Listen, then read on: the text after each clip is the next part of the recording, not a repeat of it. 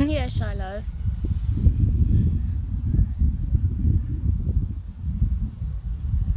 So I'm just giving a moment for some of you guys to come in. I'm just taking some time in the park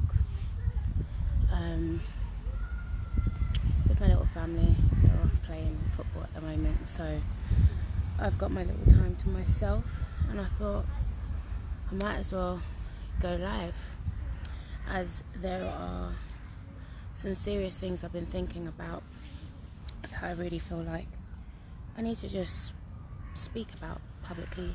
I mean, I've made some posts, but I just want to be able to speak.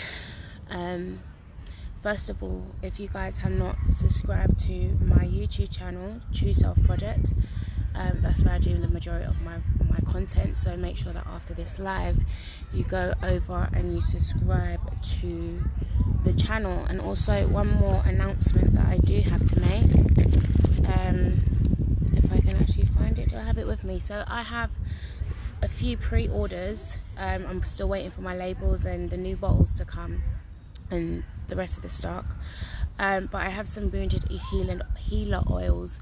The description of the oil is on my page if you just scroll down, but this oil has been so instrumental to my life over the last month or so, in terms of my own personal development, and a lot of this is connected to this live that I'm going to be talking about today, because the wounded healer oil, a lot of us have our own wounds, but we're so focused on being able to deflect that onto healing other people. I almost feel like a lot of us have become Jada Smith Pinkett's and don't even realize it. You know, creating the healing talks and the table talks and the, you know, we can talk a good talk, but in being able to live it out in reality, sometimes that becomes more of a struggle. And so this time I took a lot of time out over the last 2 months just to process and heal, as I went through a very intensive, energetically draining experience. And in that time of dealing with death and loss and all of those types of things, I feel like I went in between a veil. And this was another part of my initiation. I've definitely hit another stage of my own. Oh yeah, ayahuasca earrings. This is an ayahuasca vine. But yeah, I've hit another stage of my initiation that has become very, very real. And I feel like even just some of the silence that I've gone through is part of that initiation as well, because it's teaching me what I can say and what I can't say. Not even that I can't, but what is necessary to be said and what is not necessary to be said, and also the timing of it as well. And those of you that are intuitives, oracles, spiritual healers, those that work within a spiritual field, psychological field, we definitely need to be very mindful of this specific thing, because that can often be a blockage to a lot of the things that we're trying to do. So yeah, we're getting distracted in this time, and I want to really talk about conspiracy theories, because as much as I can be considered as a conspiracy theorist, I love a good conspiracy theory. My mind is a natural conspiracy theorist. Anytime I'm presented with any type of information, my mind will automatically process that, and just think of all of the alternative perspectives that would align with the resonance of what it is that I feel with this specific situation. So my mind naturally operates like that. But when it comes to conspiracy theory, or existing in the realm of conspiracy theories, there's one key component that a lot of us don't incorporate, and that's discernment. A lot of us do not have discernment, so a lot of us will be presented with a lot of information, especially in this time as we're in a North Node in Gemini. Gemini is the sign of information and communication, and even just juggling the different types of information that can be blasted your way, and learning how to decipher in between that, we can see what's happening with COVID and the amount of deciphering we're having to do. The government will tell you one thing, but then it's like, actually, I feel like this is something else. And so that's naturally taking place. But the point is that we have to be extremely careful, because if you don't have a strong foundational basis of understanding and perception, and I always talk about anxiety consciousness. Sometimes our anxiety is what's leading us to what we think is consciousness. It's actually anxiety, and we haven't really learned how to be able to fully separate the two. So all of this information is being blasted. We're being triggered to go down all of these rabbit holes, never-ending rabbit holes, and we ain't even got our shit together. Like, the world is crashing. Money is if you guys don't pay attention to the stock market right now, I don't know what to tell you. The stock market is really revealing a very sinister narrative, which will really show where the true pandemic will really start. Money is disappearing faster than you can think. This is the lowest money has ever been. This digital currency is coming, and there is some information that I've been exposed to that is in October, and in the UK, I can't remember the exact date, that's where the furlough will be stopping. They'll stop furlough, but that's also where they're bringing out a new coin that will be backed on gold. So we definitely need to be paying attention to this. It's called V999. This is a time where you definitely need to be keeping your eye out and registering, because this where this point is almost where Bitcoin was a good couple years ago. So you definitely want to be paying attention to that. But the point is that reality as we see it, everything is changing. We need to only pay attention to what is relevant to us right now in terms of how we can move forward. There's a lot of information that is really not necessary to us right now, and I did express my perspective on what I think is happening with this whole pedophilia thing and the normalization of pedophilia and how we're even talking about it. My whole timeline is full of so much shit on pedophilia. I'm like, how did we get here? How have we become so desensitized to a topic that we should never be so freely to be able to talk about? But if we think about the agenda that they're trying to push right now, they want to normalize pedophilia, and we're allowing that to take place. So we have to be mindful that even through all of the conspiracy theories that are taking place, some of them may be factual, but the point is that a lot of the things that are playing out are orchestrated, are deliberately orchestrated, and we are becoming pawns. The more that we go and follow these rabbit trails and follow these breadcrumbs, it's taking us further away from where we need to be. And we need to come out of this whole perspective and concept of if they remove someone off YouTube or Facebook or whatever, that means that they must be saying something right, which can sometimes be a relevant or a fair point to make. But you also have to think about what they're doing. You also have to think about, this is chess. They know whatever move they make. You're right, baby. You okay? You have to remember that every move that they make, you okay? My son's playing with a with a little girl. Careful, please, baby. Careful. It's not nice to push. Remember, be gentle. Be gentle.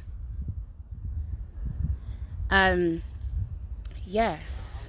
There's a lot of narratives that are deliberately being pushed. They are also psychologists. If you think about all of the games that they create, Call of Duty, Fortnite, especially Fortnite. Fortnite was specifically created by psychologists to make sure that the game was addictive, right? You think they don't do this with narratives and conspiracy theories and, all these little breadcrumbs that we want to be running off against. And this is why I stand back. There's a difference between observing and absorbing. I can observe something and be aware of something, but I don't have to be absorbed by it. I don't have to spend all day looking into it, finding out. I don't need to know. The point is, I don't even work for a human rights organization. I don't work for any type of pedophile organization. The need for me to know that level of information is not necessary. The information I do need to know is that pedophiles are on the rise, and I need to learn how to protect my child. So let's divert the information to how we can create more preventative measures within our community, because that's something that we don't have. Especially me myself. I myself have been a victim of child abuse, and it's kind of really disheartening to look back and to see how a lot of red flags were just ignored. I feel like a lot, my parents specifically, even though they thought they were being protective, they were also quite free with people they thought they knew but didn't actually know. So even this, learning discernment within parenting and stuff like that, and knowing who you can bring your child around, and who you can even noticing certain signals, because children may not always be able to speak verbally. The relationship I've got between me and my son is so beautiful, because it's literally telepathic. He's still young, he's 2, but there's still a lot of things that I can learn to be able to understand, because I'm learning to understand his signals. I'm learning to understand his behavioral language, his subtle signals that may not just be noticed on the surface. And we have to learn to dig deeper. And I ain't no master at this. I'm learning myself. There's no guidebook to parenting, but I think when it comes to things like this, we have to be able to make a more concerted effort to bringing out information that doesn't create more anxiety, but actually can empower us in knowing what we can do and how going forward. Put my phone on silent. Oh, you're gonna throw it back? You throw it back. Go on, get the back. No, leave it, please. Thank you. Go get your ball. So I just really want you guys to start flipping things into perspective right now, because I said on my post earlier, I was like, it's so much easier to focus on the things that we can control as opposed to the things that we can't. So all of these conspiracy theories that are flying out around the place, a lot of them we can't control, and that's actually what is fueling a lot of our mental health conditions, because we're absorbing stuff that we can't control and makes us feel more helpless, makes us feel like we can't do anything, like we're just doomed, like literally the government is just going to kill us all and we don't have a say in the matter. Which there may be agendas playing out, but I don't believe I'm not in agreement with this apocalypse timeline. Yes, I believe that there's a lot of things that will happen, and yes, I do believe that a lot of people won't be here over the next couple of years, but I really do feel like there's nothing to be extremely afraid about. I'm more empowered in my sovereignty now than I've ever been, and I feel like part of the illusion that's playing out is making you believe that you don't have any sovereignty, and that everything that is happening to you have to just fall at, and you don't. That's it. And that is the biggest lie. And I feel like this is even why they brought up this whole Ophiuchus and 13 sign sigil astrology thing again, because the whole thing is a friggin' hoax. Like, whoever has got into their head that they are a different sign or whatever, please get that out. Astronomy and astrology is 2 different things. But even when we're talking about the whole sign of Ophiuchus, that constellation blew up. They only reported it a few months ago, but if you know anything about supernovas, you know that would have exploded a long time ago, yonks ago. It's only just becoming visible now because of the speed of light and how it becomes visible.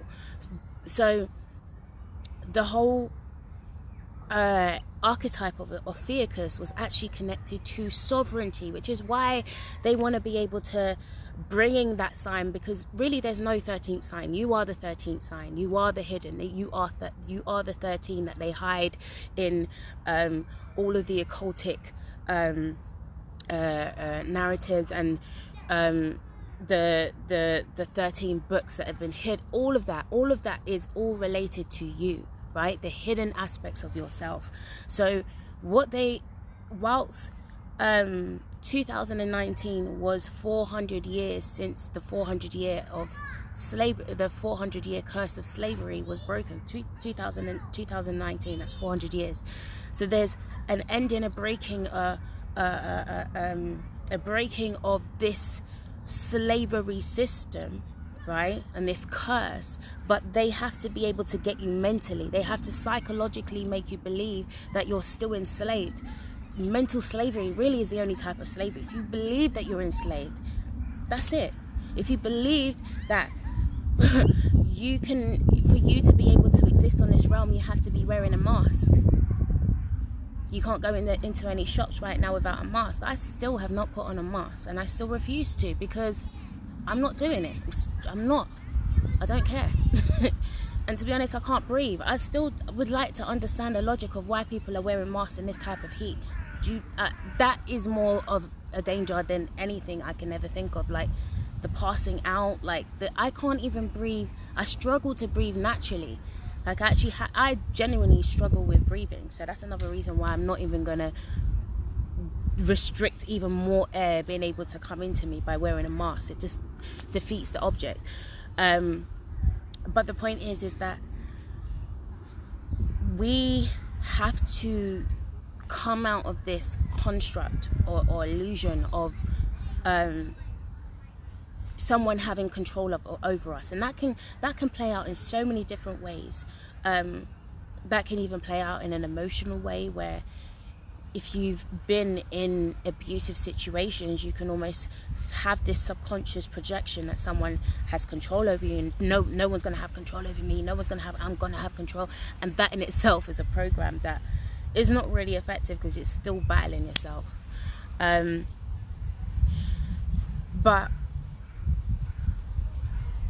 going back to my point of this whole thing, let's really change the focus from all of the conspiracy theories, all of the paedophilia, all of the pop gossip, all of the everything that's going on out there, because to be honest, we can't afford to be paying attention to any of that. We don't have time. The world is crashing, money's going. A lot of us need to make sure that we're in very solid ground. Like, this is the perfect time to really create a solid sense of generational wealth, so that the generations after don't have to fear and struggle the way that we have. Oh gosh, okay. They don't have to struggle. And I just felt that. Because just as the winds just felt, all I heard was winds of change. Things have to change. Things have to completely change. Things cannot be the same way that they have been. I am not okay with poverty. I'm not okay with seeing my people in poverty either. Like, that will never be okay. And I'm not going to make out like that's something that we can settle for.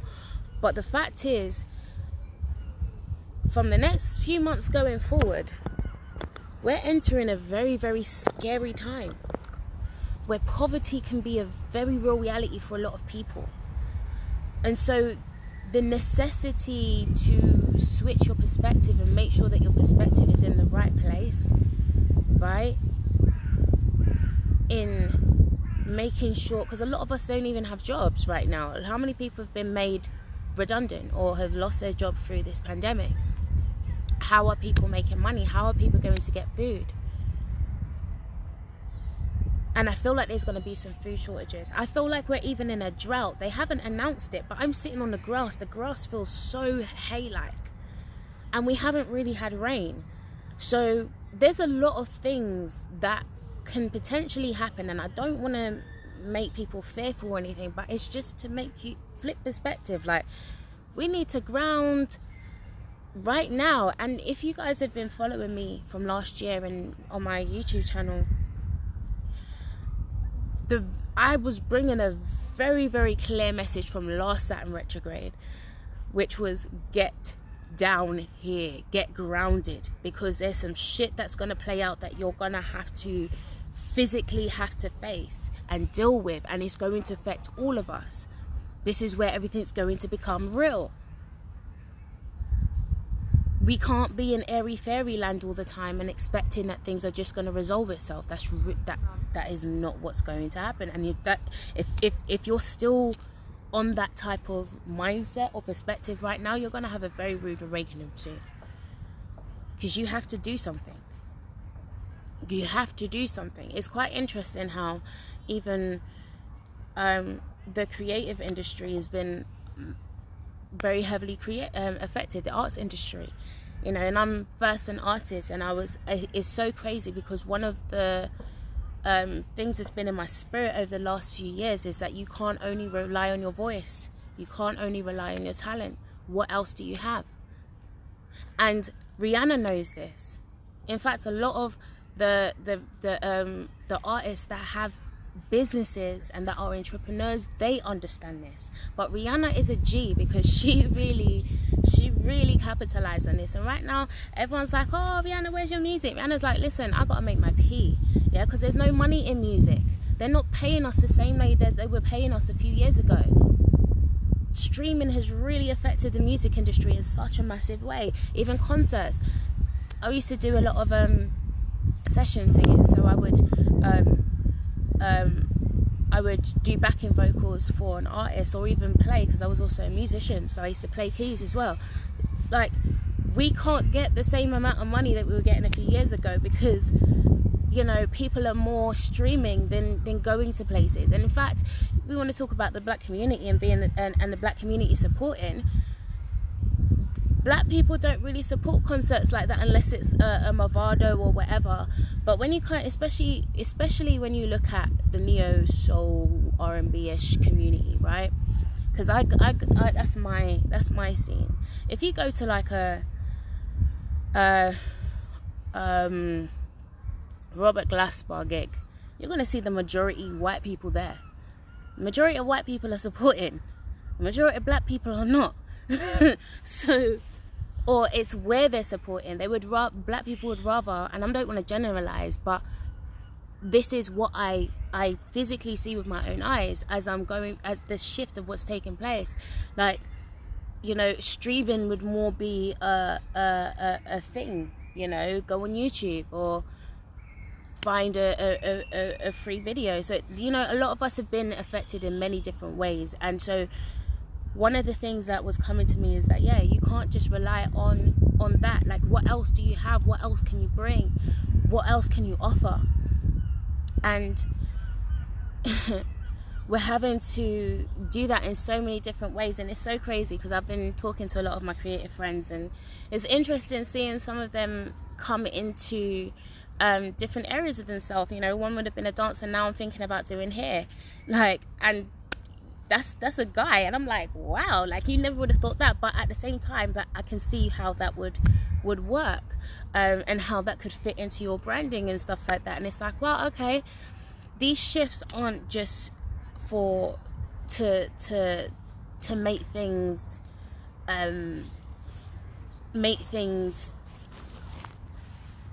just complicated for us. It's just to force us to shift, to see what else is there, what else can you offer, what else, like, because it's pressure that creates that. When I say pressure creates diamonds,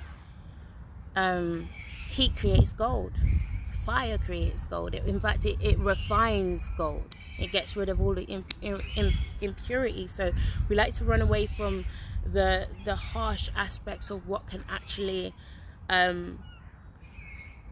define us into a more solid version, moving into our purpose. But sometimes it's very scary going through the process. But these are the things that we need to be focusing on right now, because yeah, this shit is gone, right? And when it's gone, we can't complain and be like, oh my gosh, it's gone. You had time, you had warnings. We've had warnings for years, and not many of us have been taking heed to the notice. So here, this is like another warning, or the last warning. What are you going to do going forward? What is your focuses going forward? What do you want your life to look like going forward? You alright? What do you want to create? You're going to kick it over there? Good boy. So yeah, really think about these things, because there's a lot happening. You alright? Do you want to go over that side? I think. Yeah, but I'm thinking that that he should go home, because he's so fast, because he might get lost. To go home? Yeah. Are you going home now? Yeah, but I'm with my grandma, so I'm staying. Oh, okay, no worries. His daddy's over there. It's alright though.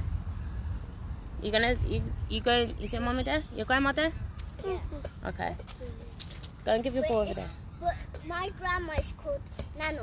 Oh, okay, Nana. And another one, my dad's grandma died, so oh, sorry. There's only two. And now we like have my mum. My mum's mum, yeah, is my nana, so that's my grandma's. Oh, okay. Is she waiting for you there? No, she's waiting for me back there. Oh, she's over there. No, she's there. Oh, okay. Say bye-bye. Bye-bye. Bye. Let me go over here. Let me take a walk. See you later. Take care. Bye. Oh, gosh. So, yeah. Oh, let me take a stroll.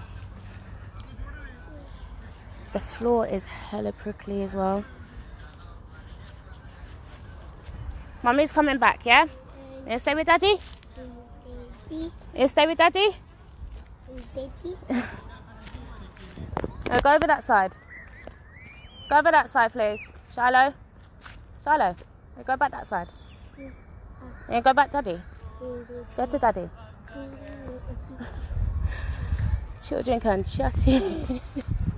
That's what I'm scared of. My child literally going out and chatting out all my business. Like, I don't know her. You give him some more drink. Give him some more drink. So yeah, use this time to just reflip the perspective. What have you been avoiding? And another thing I mentioned as well is the fact that there's this deflection that takes place. This deflection that takes place with, even using the whole paedophilia thing as an example, but this is not the only thing, because we can see this played out with race, played out with domestic abuse and all this type of stuff, right? But now I've just lost my whole train of thought. Jesus. Yeah, that's what I was saying. So yeah, it's almost like right now all of us are going through a wound. We're dealing with a wound, some wound of some sort. Chiron retrograde. It's bringing up a lot, and it's stirring up a lot. A lot of us, this is where we're going to have to consider, well, do I need to go to anger management? Do I need to go to therapy? Who do I need to contact to help me really deal with this? Whether it's a coach, whether it's whatever. Because these wounds are real. And these wounds, you're only realizing you've had it for a long time, but this has been some of your major blocks to life. So it's like, how do we move forward? Without the attachments to the trauma, but still allowing yourself to heal at the same time. If you're going through that and you're deflecting your focus into red pilling on paedophilia, red pilling on all of the stuff that's happening in Hollywood and all of the stuff outside of you, all you're doing is making more excuses to suppress the very thing that's hurting you, and then deflecting it into other stuff. And then it's not even like the deflection or what you're doing is actually helping. It's actually damaging, because the perspective of how you're speaking about it publicly is actually just inciting more trauma in the collective. So it's not allowing the collective to actually heal. It's just adding more wounds and more trauma on top of trauma. So what do we do with that? How do we move forward? Like, I would just advise, I literally was thinking the other day, I was like, I remember why I stopped watching conspiracy theories like a good few years ago. Because I've been solid on conspiracies probably since like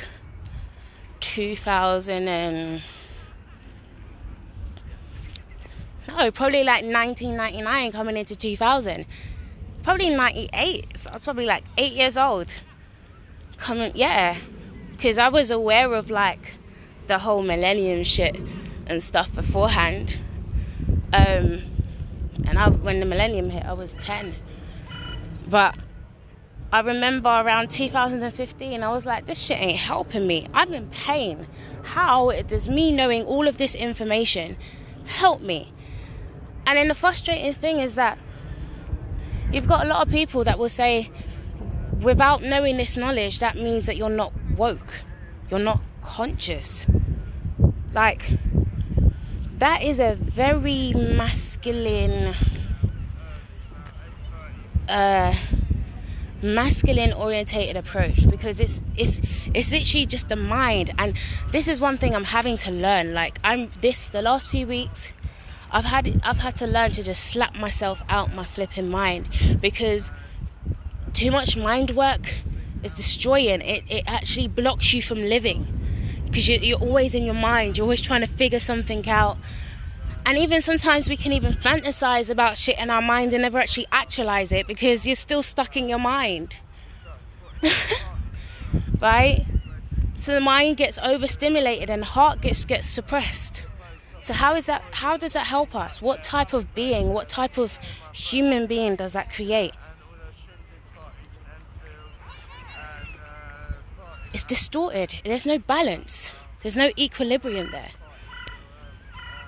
So, yeah. Just really reevaluate your focuses in this time. And this is exactly what I was telling someone: the power of discernment and accountability. Yeah.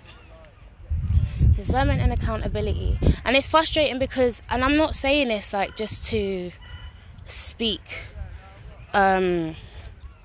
like I'm better than anyone else or anything, but I really see, or one of the things that really frustrates me is that I'm seeing people in the conscious and spiritual community thinking they have discernment but not actually having discernment. Because if you had discernment, how would you be entering some of the situations and scenarios that you enter?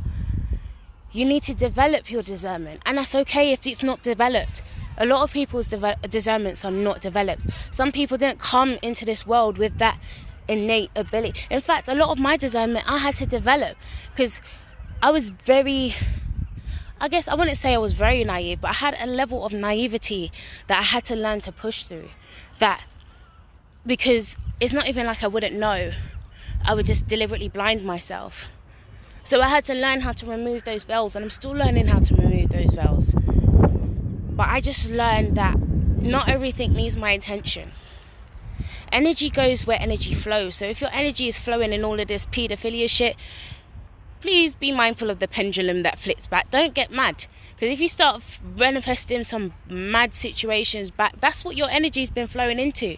That's where you've been investing your life force. So what do you expect to manifest back? Pendulums. And I'm going to talk about that again in more depth in another video at some point. But yeah, pendulums is really deep. What are you consuming? What are you allowing yourself to consume? Through your ears, through your eyes, through your mind, through your mouth, through all of your senses. What are you allowing yourself to consume? Because that is what will base the foundation of your discernment. Whether it is none, whether you have none, or whether you do.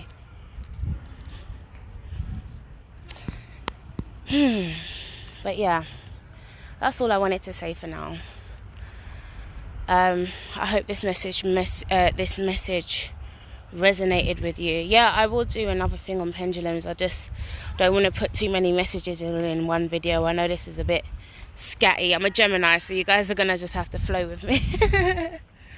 But yeah, I will do I want to do like a video specifically separately on pendulums, just to honor that subject and really get into some hermetic laws and principles, because these principles are real. You know, it is what it is. So yeah, let me know what you think, or what is your thoughts on everything I shared. Remember, you can pre-order the Wounded Healer oil on my page. Just go to my website, you can see all the details about it. Yeah, I will catch you guys on the other side.